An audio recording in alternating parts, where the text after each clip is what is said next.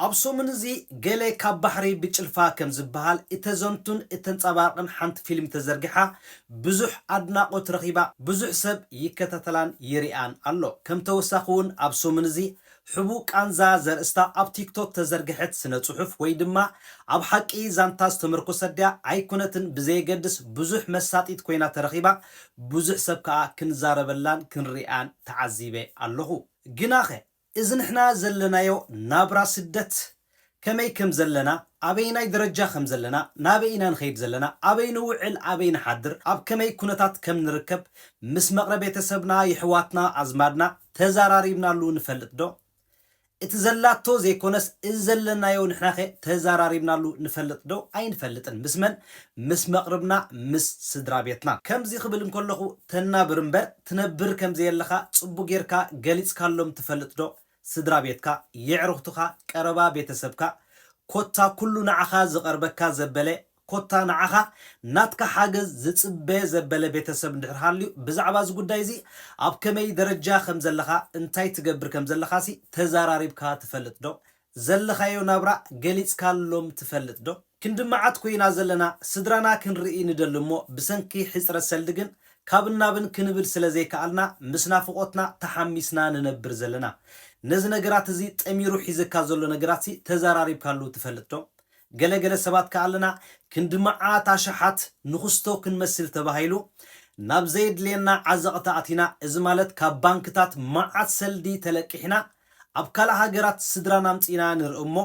እሞኻ ተመሊስናኻ ኣብ ዘይንወጾ ዓዘቕትና አቱ ስለምንታይ ነቲ ግዚያዊ ሽግራት ክፈትሓልና ዝኽእል ባጀት ስለዘይ ሓዝና ብሰንኪ ዝተፋላለየ ነገራት ምስ ስድራቤትካ በቲ ዘለኻዮ ሕማቅ ኩነታት ብዛዕባ ወራዓቕትኻ ድዩ ብዛዕባ ናብራኻ ድዩ ብዛዕባ ጥዕናኻ ድዩ ተዛራሪብካ ትፈልጥ ዶ እንታይ እዮም ጽበዩ ዘለዉ ካባኻ ጽቡቕ ጌርካሲ ኣብሪኻሎም ትፈልጥ ዶ ጽባሕ ንጎ ክንወጾ ኣብ ዘይንኽእል ዓዘቕቲ ንኣቱ እዚ ስለምንታይ ተልካኒ ወዲ ኹስተኮ ስድሩ ምጽዩ ኣብ ኢትዮጵያ ርኢዎም ወዲ ኹስተኮ ኣብ ኡጋንዳ ስድሩ ምጽ ርኢዎም ስለዝተባሃለ ንስኻውን ካፍቲ ዓቕሚ ዘይብልካ ንዕኡ ክትመስል ተባሂሉ ኣብ ዘይድሌካ ሽግራት አቲኻ ነዚ ነገራት እዚ ትፍጽሞ ጽባሕ ንጎ ከዓ ኣብ ዘይትወጾ ዓዘቕቲ ተኣቱ ክንድማዓት ሰባት ዝፈልጥ ክንድማዓት እዮም ኣብ ከምዚ ዓይነት ሽግራት አትዮም ዘለዉ ኣብ ዘይወጽዎ ዓዘቕቲ ናይ ባንክታት ዕዳ አትዮም ዘለዉ ብሰንኪ ንሳቶም ሰሪሖም ክረኽቡ ስለዘይከኣሉ ኣብ ኢዶም ክትሓዘሎም ስለዘይክእል ሰልዲ እሞኻ ቤተሰበይ ሓወይ መጺኒ ተባሂሉ ንባሕረይ ንሳሃራ ንኸምዚ ተባሂሉ ካብ ባንክታት ተለቂሖም ይኸፍልዎሞ እዚ ሽግራት እዚ ኣብ ጉድጓድ የትዎም ዝርከቡ ዘለዉ ሰባት ክንድማዓት እዮም ስለዚ ነዚ ጉዳይ እዚ ተዛራሪብናሉ ንፈልጥ ዶ ስለምንታይ ኢና ካብ ዓቕምና ንላዕሊ ክንገብር ንግደድ እቲ ዓቕምኻ ኮይ ዝግበር ነዚ ነገራት እዚ እንድሕርስኻ ጽባሕ ንጎ ተመሊሱ ኣብ ሽግር ከእትወካ ዝኽእል ድቃስ ክህበካ ዘይክእል ነገራት ትገብር እንድሕር ሃሊኻ እቲ ዓቕምኻ ዘይትገብር ስለምንታይ ከም ተወሳኺ እቶም ለይትን ቀትርን ስድራ ኢልና ንሕና ካብ ዘይብልና ተለቂሕናን ተመርቂሕናን ንገብረሎም ዘለና ቤተሰብ ብዛዕባና ከም ዝግደሱ ሓቲትናዮም ንፈልጥ ዶ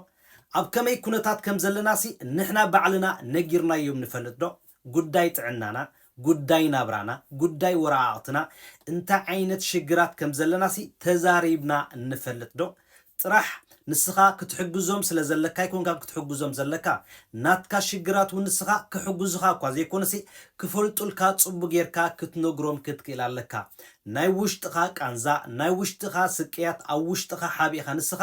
ካብ ዘይብልካ ንላዕሊ ክትገብር ክትግደድ የብልካ ተዘይ ኮይኑ ሓውበይ ሓትነይ ኣቦይ ኣደይ ቤተሰበይ ዓርከይ እንዳበሉ እዞም ኩሎም ሰባት እዚኣቶም ተጸበይቲ ናትካ እንድሕርዳ ኮይኖም ለይትን ቀትርን እንዳደወሉ ሓግዘንባ ተሸጊረ ጠሜ ገዛኸራይ ሓሚሜ ጸሚኤ ነዚ ኩሉ ሽግራት ሒዞምልካ ዝመጹ እንድሕር ሃልዮም ንስኻ መን ምዃንካ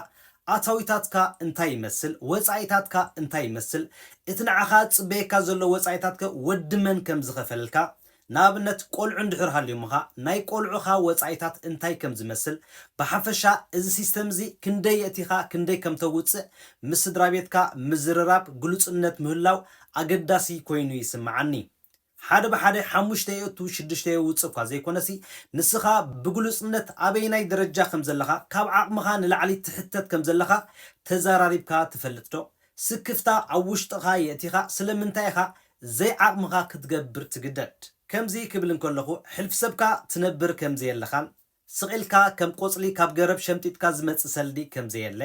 ልክዕ ከም ተኣታዊታትካ ወጻኢታትካ እውን ከምኡ ከም ትሕተት ነዚ ኩሉ ነገራት ብግልፂ ምዝርራብ ኣገዳሲ ነገር ኮይኑ ይስምዓኒ። ስለዚ ንስኻ ኸ ዘለኻዮ ብግልፂ ትዘራረብ ዶ? ከምኡውን ከምቲ ንሳቶም ናብራ ዘለዎም ንስኻ እውን ናብራ ክትገብር ከም ትደልን ናብራ ከም ዘለካ እቲ ንስኻ ትነብሮ ዘለካ ናብራ ከዓ ወፃኢታት ከም ዘለዎ ነዚ ኸ ወዲ መን እዩ ክሓመልካ ወዲ መን እዩ ክሓተልካ ንስኻ ኸ ንመን ዳ ኢኻ ክትሓቶ? ነዚ ነገራት እዚ ኣብርሂናሎም ንፈልጥ ዶ? ከምኡውን ንሱ እቲ ዝድውለልካ ዘሎ ሓደ ኣኩኻ ድዩ ሓትነኻ ድዩ ዋላ ኣዴኻ ንሳ ጥራሕ ከም ዘይኮነት ሓገዝ ትደሊ ከም ዘላ ኩሉ ሰብ ንዓኻ ከም ዝድውለልካ ኩሉ ሰብ ሓገዝ ናትካ ይደሊ ከም ዘሎ እሞ ከዓ ንስኻ ሓንቲ ኣታዊታትካ ናብ መን ከም ትምቀል ናብ ናትካ ወፃኢታት ግዴታ ክትከፍሎ ዘለካ ዲኻ ንስኻ ክተውፅኦ ወይስ ናፍቲ ንጎን ምሸትን እንዳደወለ ሓግዘኒ ዝብለካ ዘሎ ኣካል ቤተሰብ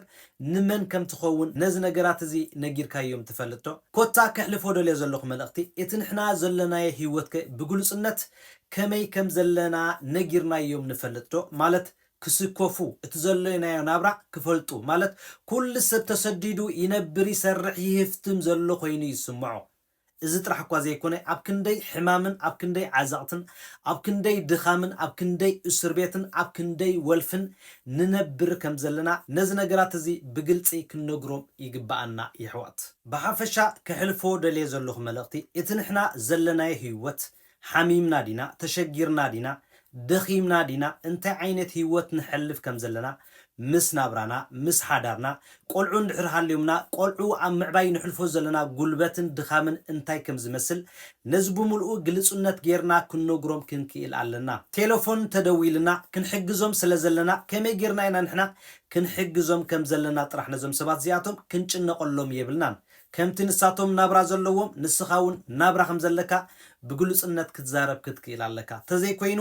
ኣብ ክንደይ ዓዘቕትን ሽግርን ወልፍን ሕማምን ዘለና ሰባት ክንድማዓት ኢና። ብስም ኤውሮፓ እዩ ተሰዲዱ ዘሎ ካናዳ ኣሜሪካ ኣውስትራልያ እዩ ዘሎ ይሰርሕ እዩ ዘሎ ሰልዲ ኣለዎ ተዘይኮይኑ ካሊእ ኢሉ ዝሓስበልካ ሰብ ኣይ ክትረክብኒ ኢኻ ባዕልኻ ንስኻ ሓላፍነት ወሲድካ ተዘነጊርካዮም ኣለዎ ክሕግዘና ኣለዎ ንክስቶ ሓግዛ ክስቶ ሓሚማ ዓቕሚ ተዘይሃሊካ የብልካን እዩ ካብቶም ጽኦ ነገር የብልካን ንስኻ ግን ክትፈልጦ ዘለካ ነዛን ህይወትካ ባዕልኻ ተዘይሓሊኻላ ካልእ ሰብ ዝሓልየላ ክርከብ ኢልካ ዘይሕሰብ እዩ። ሓፍትኻ ትኹን ኣዴኻ ትኹን ሓውኻ ትኹን ዋትኤቨር ኩሉ ሰብ ንባዕሉ ንነብሱ እዩ ዝሓሊ እምበር ንዓኻ ክሓልየልካ ኣይክእልኒ። እዚ ማለት ንኩሎም ስድራ ቤት ዝውክል ከም ዘይኮነ ኣቐዲመ ክሕብረኩም ይፈቱ። ተዘይኮይኑ ግን እቲ ዝበዝሐ መጀመርያ ግዜ ብዛዕባ ነብሱ እዩ ዝሓስብ። ስለዚ ንስኻ እውን ብዛዕባ ነብስኻ ክትሓስብ ክትክእል ኣለካ። ተዘይኮይኑ ንስኻ ንኻልእ ሰብ ክትሐጉስን ክትሕግዝን ኢልካ